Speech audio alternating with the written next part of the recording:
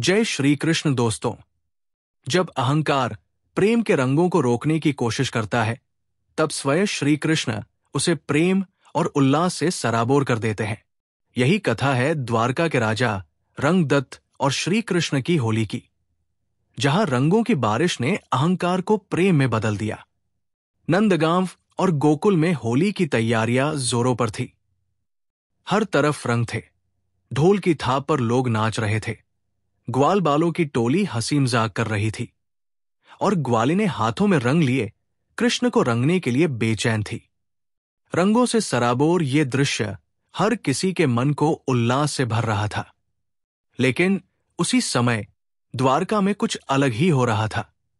द्वारका के राजा रंगदत्त ने घोषणा कर दी थी, इस वर्ष से सिर्फ मेरा महल ही सबसे भव्य और अद्भुत होली मनाएगा। शहर में कोई और रंग नहीं खेलेगा। होली सिर्फ मेरे महल के लिए है। उसकी इस घोषणा से प्रजा दुखी थी। होली तो समानता और प्रेम का पर्व है, लेकिन अब ये केवल राजा की शान दिखाने का जरिया बन रही थी। प्रजा के मन में उदासी थी, लेकिन कोई भी राजा के आदेश के विरुद्ध नहीं जा सकता था। दोस्तों, हर रोज नई धार्मिक कहानियां, हिंदी धार्मिक कहानियां और रोचक जानकारी सुनने के लिए हमारे चैनल को सब्सक्राइब करें। जय श्री कृष्ण। जब यह बात भगवान श्री कृष्ण के कानों तक पहुंची, तो उन्होंने हल्की मुस्कान के साथ आंखें बंद कर ली। कुछ क्षण के लिए सब कुछ शांत हो गया। फिर उन्होंने नेत्र खोले और उनके चेहरे पर एक रहस्यमयी चमक थी। ग्वाल बालों और गोपियों को एकत्र कर उन्होंने कहा, क्या कोई सागर को रोक सकता है? क्या कोई सूर्य की किरणों को कैद कर सकता है? नहीं। उसी प्रकार प्रेम और उल्लास को भी कोई रोक नहीं सकता। अब समय आ गया है कि हम अहंकार का अंत करें और प्रेम का रंग बिखेरें। गोपियां और ग्वालबाल श्री कृष्ण के इशारों को समझने की कोशिश कर रहे थे। उनमें से एक ने पूछा, माखन चोर, तुम क्या करने वाले हो? श्री कृष्ण मुस्कुराए और बोले, हम द्वारका की हवा को रंगों से भर देंगे। ऐसा रंग बरसेगा कि न कोई उसे रोक सकेगा और न कोई बच सकेगा।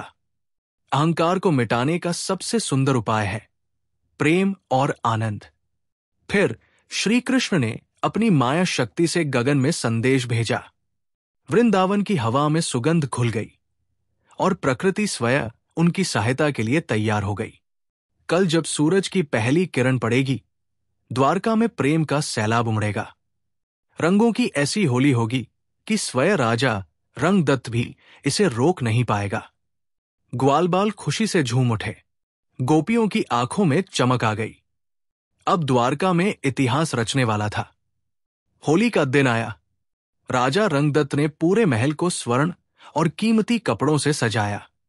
महल में ही होली का आयोजन किया गया। बाहर प्रजा उदास थी, क्योंकि उन्हें रंग खेलने की अनुमति नहीं थी। लोग अपने घरों के बाहर बैठकर दुखी मन से त्योहार की धूमधाम को याद कर रहे थे।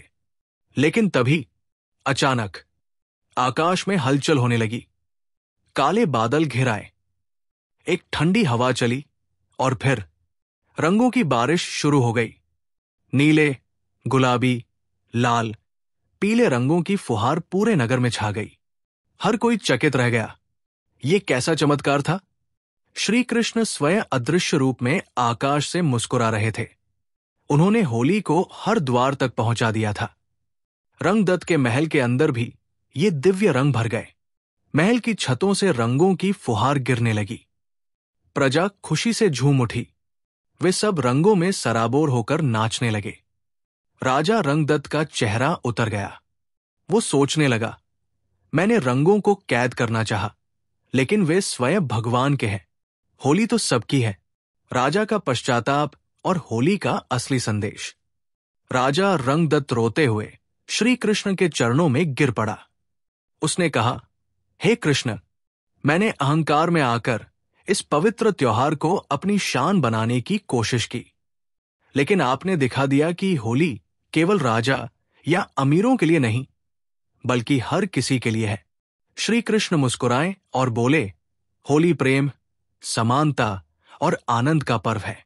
इसे रोकने वाला स्वयं आनंद से वंचित रह जाता है। आज से संकल्प लो कि हर वर्ष होली सबके साथ मिलकर मनाओगे। राजा ने प्रतिज्ञा ली और पूरी द्वारका ने प्रेम और उल्लास से भरी होली खेली। रंगों की इस अद्भुत वर्षा ने हर किसी के हृदय को प्रेम और आनंद से भर दिया।